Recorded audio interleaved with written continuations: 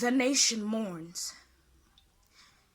It is in constant conflict with itself because our daughters know more about abortion techniques, clinics, and abusing substances than contraceptives and abstinence. They're busy rimming instead of dreaming big, dying faster than cockroaches in an instant. Young lady, you're moving way too fast.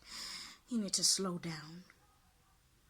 Quicker than normal reaction to an erection. She's wearing no protection, contemplating an abortion as her solution in case of a pregnancy. Lord, she is living in a state of an emergency, but it is her body, her life, her choice. She was taught she has rights after all, so she can afford to abort. So under these circumstances, she's granted second chances to rectify the consequences of her own actions. Yet a few days down the line, she's already back on her pretty little number, looking sexy like she never carried a living soul in her womb. Some call it a tomb, but she is so numb to the pain of that wound. I just want to know who is to blame, cause now she's stuck in her tiny little boat with no support. So she got hooked to a little bit of a snort here and a snort there. She is trying to get some comfort for this pain, but her tranquility is always too short. It cannot sort out her guilt for what she has done. So who is to blame? Who is to blame when she comes home with another big belly, terrible bruises on her pretty skin, and the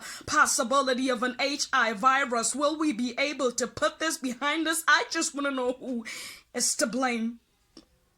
She just wanted to have a good time and party, but my mama said, let my baby go, when daddy said she should stay home and study, but she was just 16, barely out of her teens. She had no business whatsoever being in the shebeen, but the things she was doing, you should have seen. Things so dirty, promiscuous, and obscene. I had never seen that much skin. Her eyes glued to that older man. She was so kin, but little did she know that she was like prey in the eyes of her predator. Later that night, she comes home crying because she was raped. Or better yet, she doesn't even come home at all because she was killed by that older man when she refused to give him something in exchange for the money he gave her. I just want to know who is to blame.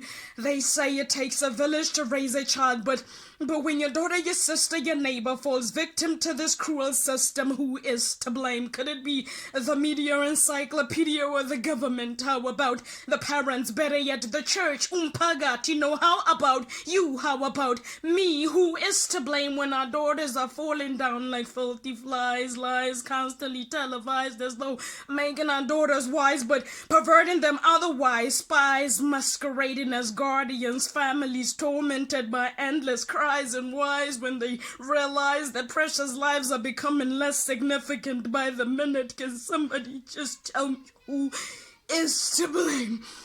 God the Creator says, if my people who are called by my name would turn from their wicked ways and humble themselves, they would call me from heaven, and I will hear them, and I will heal their land. Our land healed in one love.